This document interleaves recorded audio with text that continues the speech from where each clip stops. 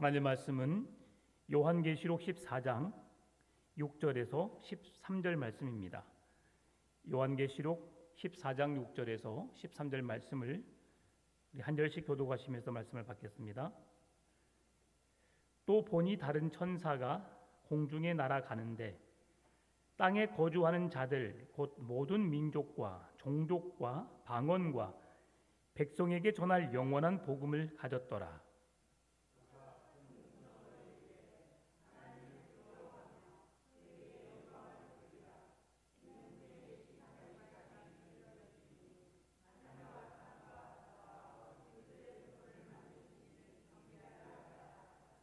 또 다른 천사 곧 둘째가 그 뒤를 따라 말하되 무너졌도다 무너졌도다 큰 성 바벨론이여 모든 나라에게 그의 음행으로 말미암아 진노의 포도주를 먹이던 자로다 하더라.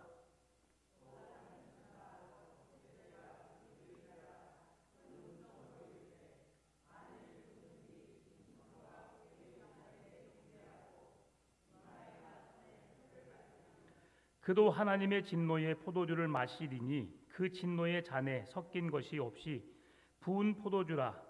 거룩한 천사들 앞과 어린 양 앞에서 불과 유황으로 고난을 받으리니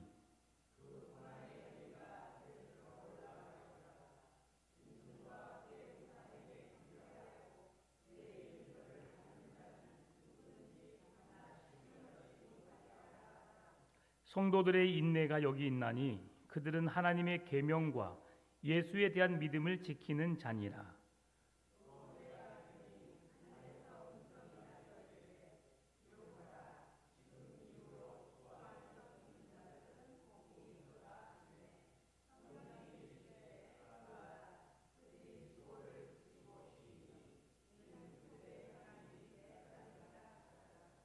아멘.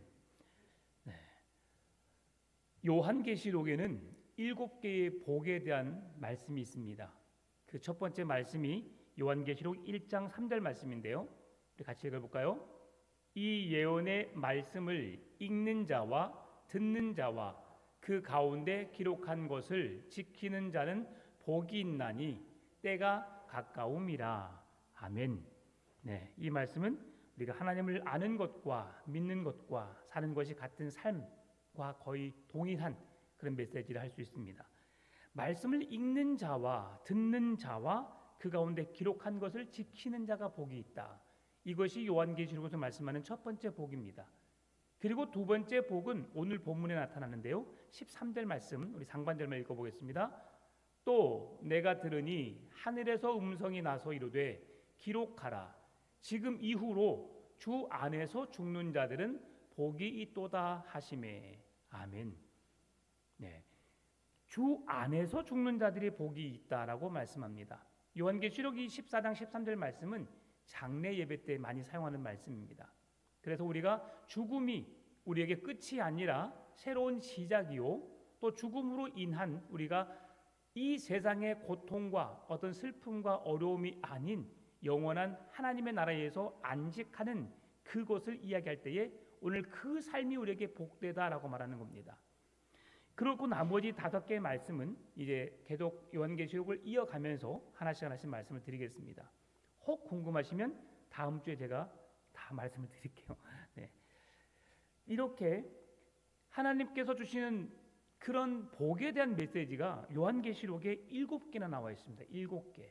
그러면서 마지막 말세지 말에 사도 요한이 반모섬에 유배되어서 죽음의 두려움 속에 있었지만 그럼에도 이 말씀을 읽는 자, 듣는 자, 그것을 지켜 행하는 자가 얼마나 복된지를 이렇게 말씀해 주고 있는 겁니다.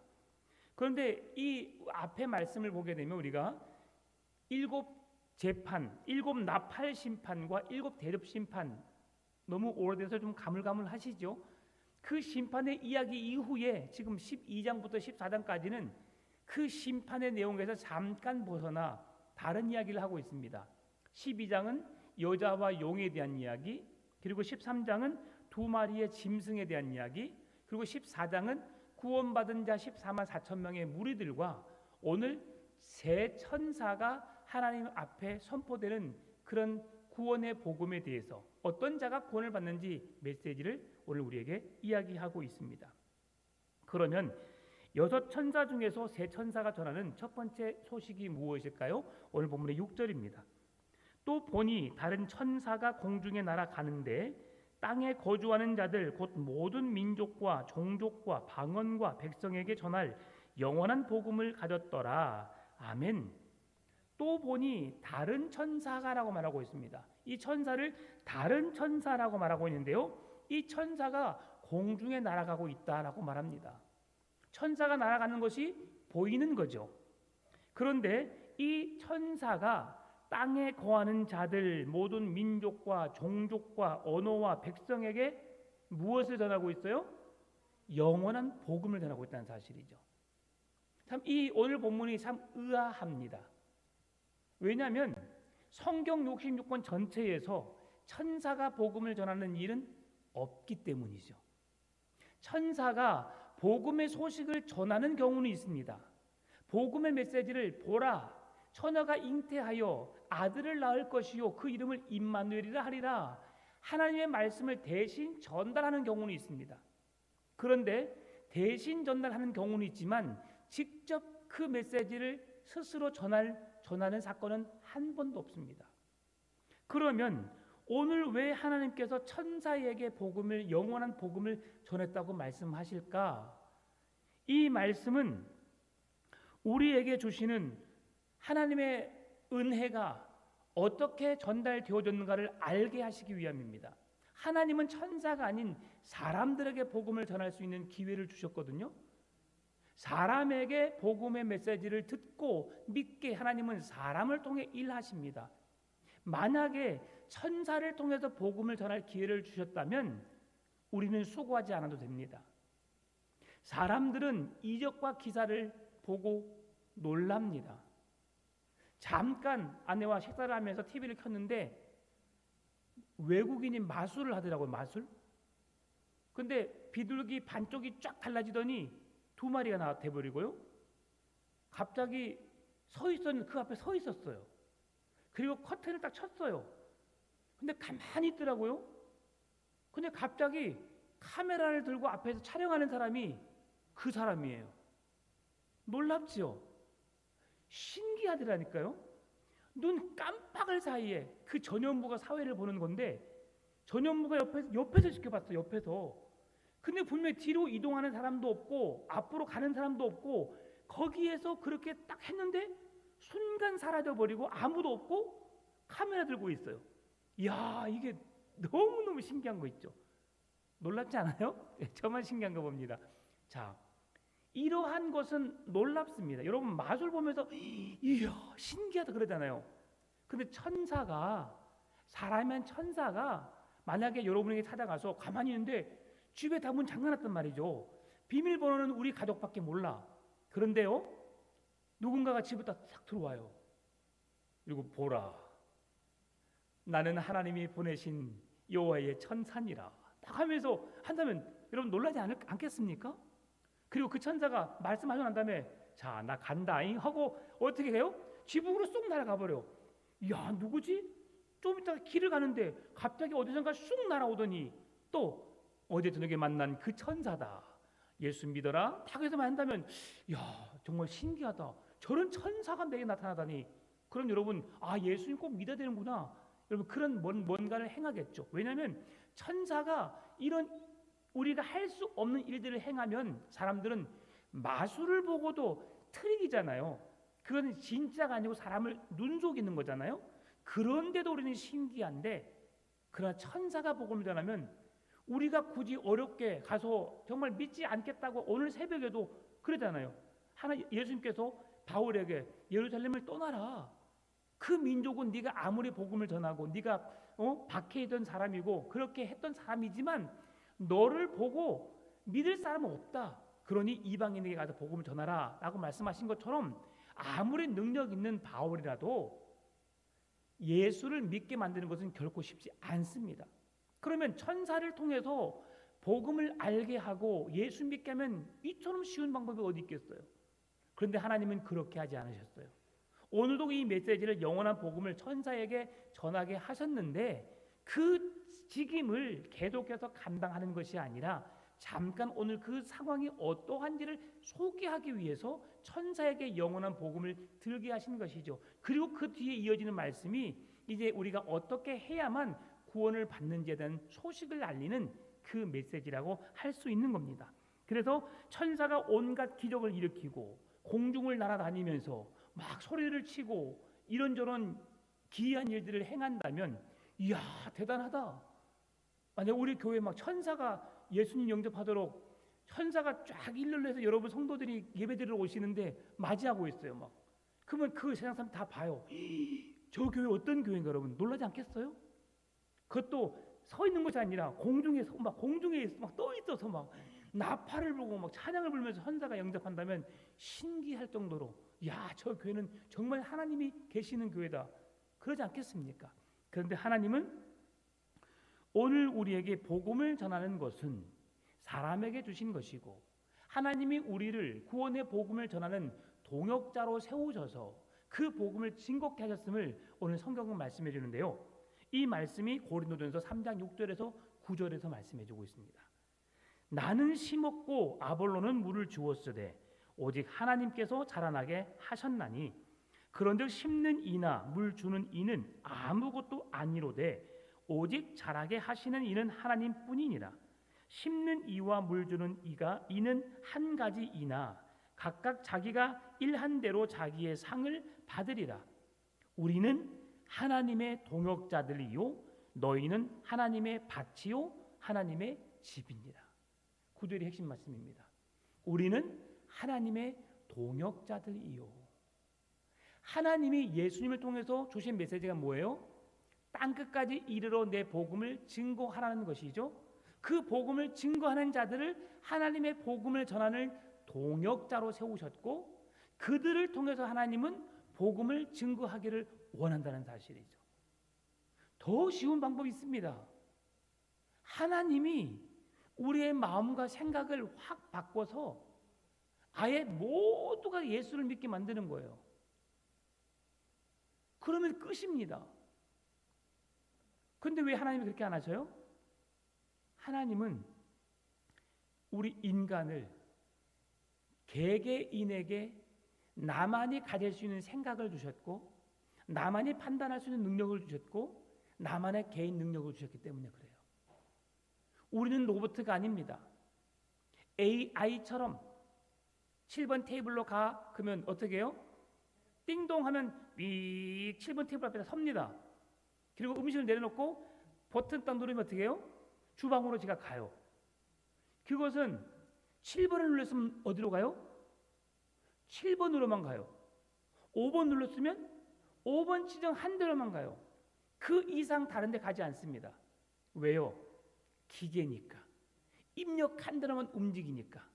그러나 사람은 우리에게 지금 오늘 제가 말씀을 선포하지만 여러분 받는 사람의 마음에 따라서 오늘 말씀이 아멘으로 받아지기도 하고 그 말씀이 나에게 아무런 은혜가 되지 않기도 하고 그렇습니다. 근데 이런 것들 하나님께서는 우리에게 동역자로 우리를 부르셔서 그 복음을 증거케 하셨다. 그리고 그 복음을 믿는 자들에게는 구원이지만 믿지 않는 자들에게는 심판이다. 좀 뒤에 이것을 말씀해 줍니다. 그러면 이런 복음 선포의 사명을 천사가 가졌다는 것은 무슨 말씀이냐? 예수 그리스도의 재림이 그만큼 가까웠다.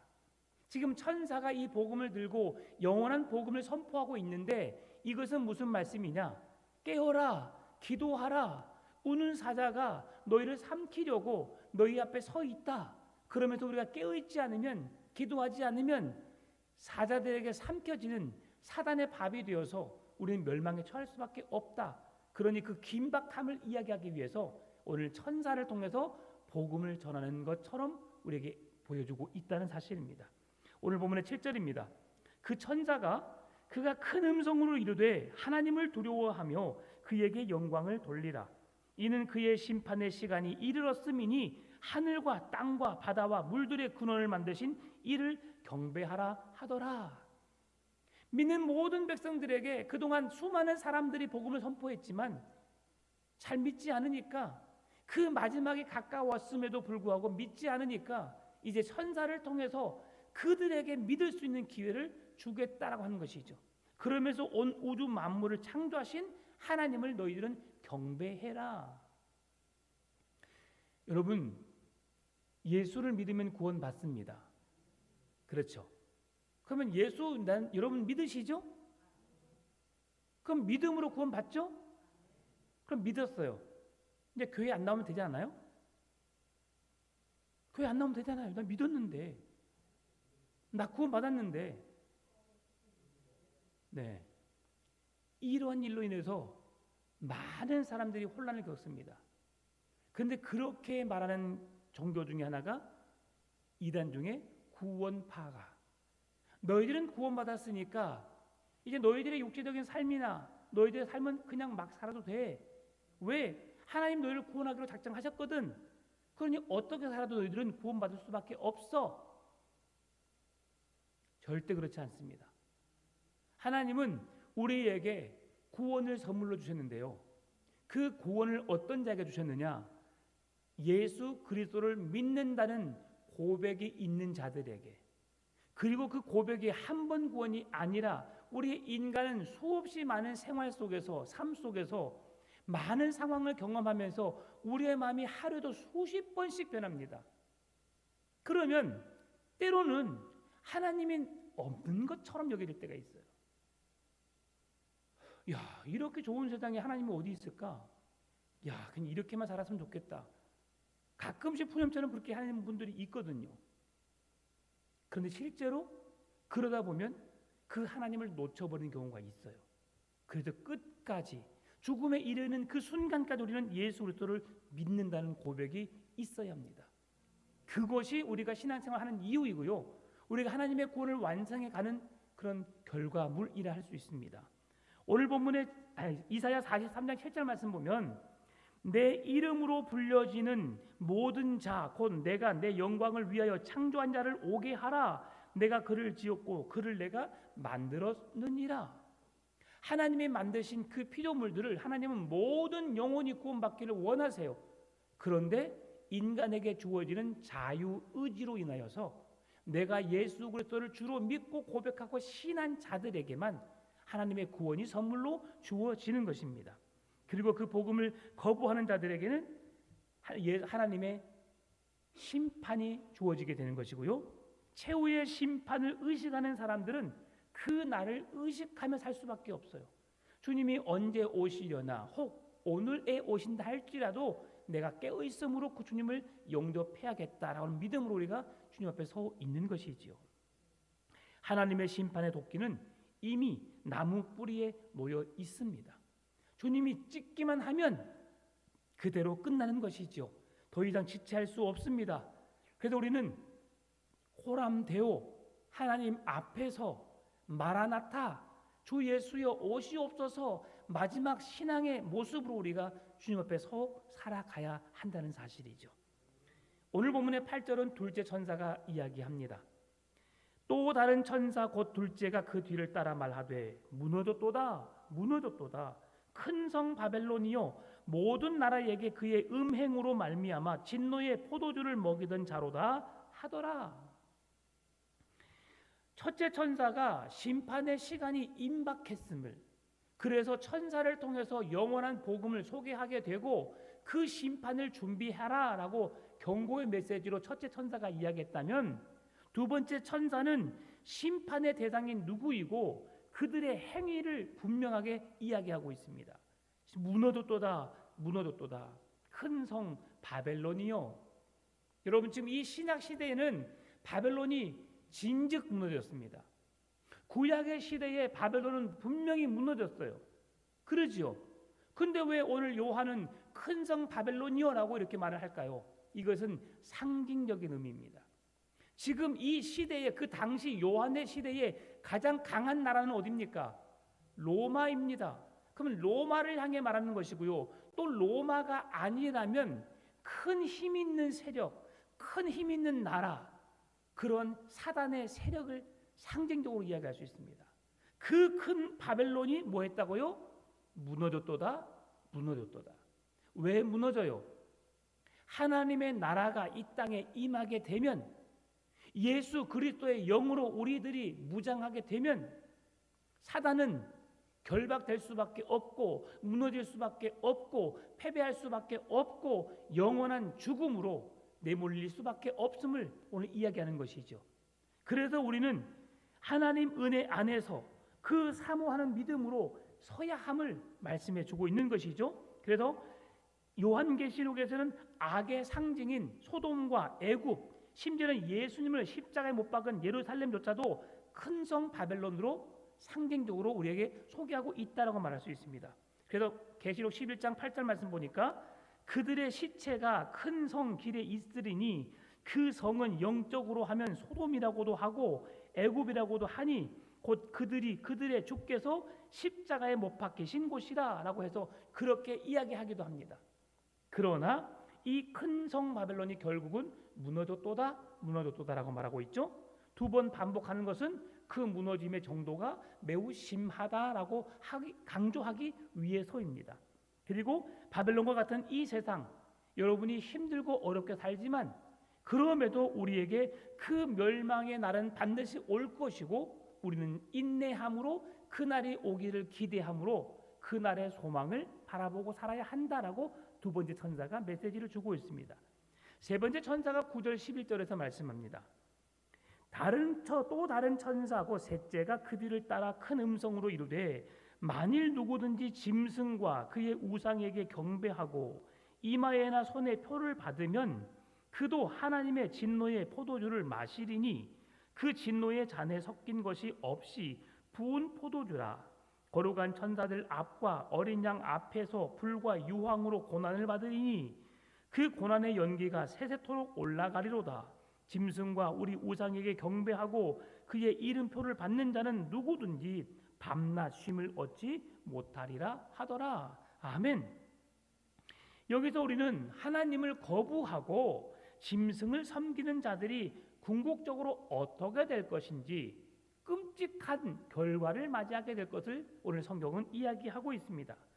다시 말하면 사단의 무리에 속해 있으면 꺼지지 않는 유황 불못에 들어갈 수밖에 없다. 그러면서 우리가 영원한 고통을 당할 수밖에 없음을 이야기하고 있는 것이지요. 여러분, 천국과 지옥은 퍼센트지로 50%입니다. 여러분, 50%는 퍼센트지가 높아요, 낮아요? 높아요, 낮아요? 겁나 높습니다, 여러분. 50%는 로또에 당첨될 확률이 몇 퍼센트라고요? 0.0000 그렇습니다. 제가 말씀드렸죠? 제가 어디선가 말씀드린 것 같은데 20만 분의 1입니까? 80만 분의 1이랍니다. 80만 분의 1, 80만 분의 1이래요. 자, 어떤 한 어르신이 자기 재산이 20억이 있었어요. 20억. 20억을 들여서 로또를 샀대요. 얼마가 당첨됐게요? 뭐 작게는 당첨됐겠지만 20억을 다 소진했답니다. 그 정도로 어렵습니다. 로또에 당첨될 확률은. 그러나 여러분이 예수를 믿고 구원받을 확률은 몇 퍼센트라고요? 100%지만 예수를 믿고 구원받는 확률은 100%지만 그러나 적어도 사람들이 말해줄 때 천국이 있어? 지옥이 있어라는 그러한 기준으로 확률을 본다면 적어도 50%라는 거죠. 80만 분의 1이라고 하는 것은 어마어마히 0.000000008% 됩니다. 그러니 얼마나 작습니까? 80만만큼 마이너스가 되는 거죠. 그런데 오늘 예수 믿고 구원받는 확률은 100%고 그리고 세상이 말하는 기준으로 보게 되면 최소한 50%다. 그래서 제가 마지막 임종 앞에 있는 분들이 그렇게 말합니다. 예수 믿고 구원받을 확률은 50%입니다. 당신이 선택할 확률은 둘 중에 하나만 선택하면 됩니다. 안 믿어지지만 있다고 믿으시면 천국 가시는 겁니다. 그러나 그 있다고 믿지 않고 나는 없다고 생각하면 지옥에 가는 겁니다. 어떤 걸 선택하시겠습니까? 많은 걸 이야기할 필요가 없어요. 딱 둘 중에 하나, 이게 50%입니다. 믿는 자들에게는 구원, 믿지 않는 자들에게는 영원한 심판, 영원한 죽음이라는 것이죠. 그래서 천사는 지금 악인에 대해서 왜 경고하고 있는 걸까요? 왜 하나님은 천사를 통해서 심판의 메시지를 지금 이야기하게 하는 걸까요? 믿지 않는 사람들을 구원하시기 위해서 그럴까요? 아닙니다. 미안하게도 이렇게 천사를 통해서 긴박하게 마지막에 가까웠음을 이야기하고 하나님의 구원의 은혜가 너희에게 임하기를 간절히 원하는 마음으로 천사들을 통해서 하나님이 메시지를 선포하게 하신 이유는 구원받은 저와 여러분의 믿음이 세상의 여러 가지 환경으로 인해서 실족하지 않고 끝까지 믿음을 지켜내므로 그 구원의 자리에 들어가도록 하기 위해서입니다. 신구약 성경은 믿지 않는 자들을 구원하시기 위해서 주신 말씀이기도 하지만 믿는 우리들에게 하나님의 나라에 가게 하는 안내서와 같은 지침서와 같은 메시지라는 사실 여러분 기억하시고 성경을 보시기 바랍니다.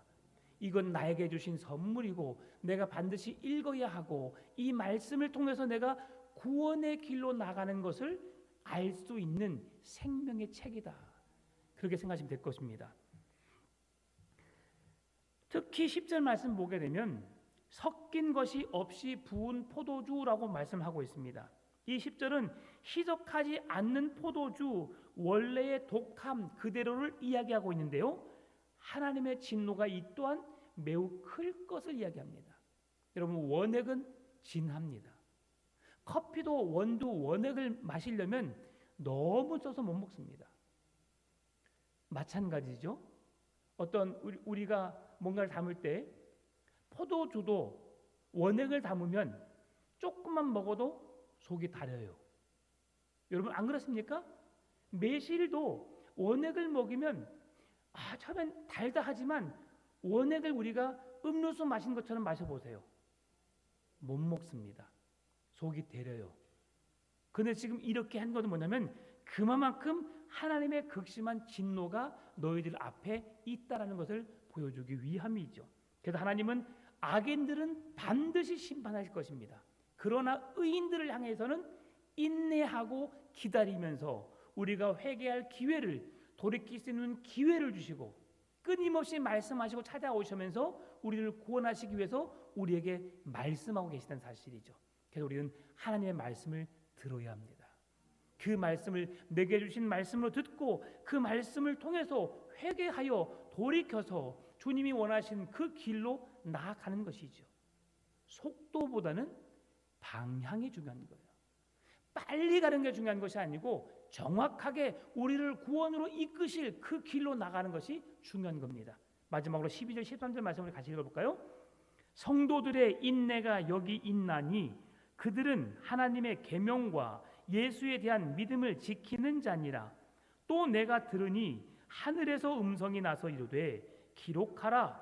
지금 이후로 주 안에서 죽는 자들은 복이 있도다 하시매 성령이 이르시되 그러하다. 그들의 수고를 그치고 쉬리니 이는 그들의 행한 일이 따름이라 하시더라. 아멘. 예수 그리스도 안에 있다가 그를 위해 살다가 죽는 자들이 복이 있다라는 것이죠. 여러분 평생을 내 마음대로 살다가 마지막 예수 믿는다고 고백하고 하나님 나라 갔어요. 여러분 억울하십니까? 억울해요? 이게 은혜예요, 은혜. 그러면 오늘 우리는 하나님 안에 있는 것이 얼마나 복된 줄을 알고 살아가는 것이 우리에게 얼마나 큰 기쁨이요 얼마나 큰 은혜인지 여러분 늘 누리며 사셔야 됩니다. 마지막 순간에 구원받는 것도 귀하다면 여러분은 엄청난 귀한 은혜의 삶을 살고 있는 거예요. 그런데 우리는 세상이 하나님 나라보다 더 크기 때문에 순간 보여지는 것들로 인해서 생각되어지는 그 순간의 내 마음과 상황으로 인해서 우리의 마음이 어려움을 겪기도 해요. 그래서 주님은 오래 참으심으로 성도들의 인내가 여기 있으니 우리에게 인내하고 참고 기다리면서 마지막 구원의 때에 주님이 우리를 그 계명과 예수에 대한 믿음을 지키는 자, 환난이 있어서 어려움이 있어서 우리가 믿음을 놓을 수 있는 기회가 여러 번 있었지만 그럼에도 주의 은혜로 우리가 구원받은 백성으로 그 믿음을 지켰을 때 하나님은 우리에게 구원의 열매를 주시는데 그래도 결과적으로 주 안에서 죽은 자들이 복이 있도다라고 말씀하는 겁니다. 영원한 하나님의 나라가 우리의 것이기 때문이죠. 여러분 처음 집을 사셨을 때 기억나신가요? 크든 작든 내 집, 첫 집이 생겼을 때, 첫 차를 샀을 때 기억나시나요? 아니면 내가 가장 이쁜 옷 사 입었을 때 기억나시는가요? 내가 열심히 수고하고 땀 흘려서 내가 번 것으로 내가 좋아하는 것을 샀고 내가 좋아하는 것을 사 먹고 좋은 것을 갔을 때 그럴 때 기뻐하는 것 그 이상의 기쁨이 하나님의 나라를 얻는 것입니다. 여러분 생명은 하나님의 것이에요. 자살은 믿는 자에게 절대 허용되지 않는 겁니다. 자살하면 어디 가요? 반드시 지옥 갑니다. 왜냐하면 하나님이 주신 생명 하나님의 것이고요. 우리 인간은 스스로 우리의 생명을 끊을 권리가 없어요.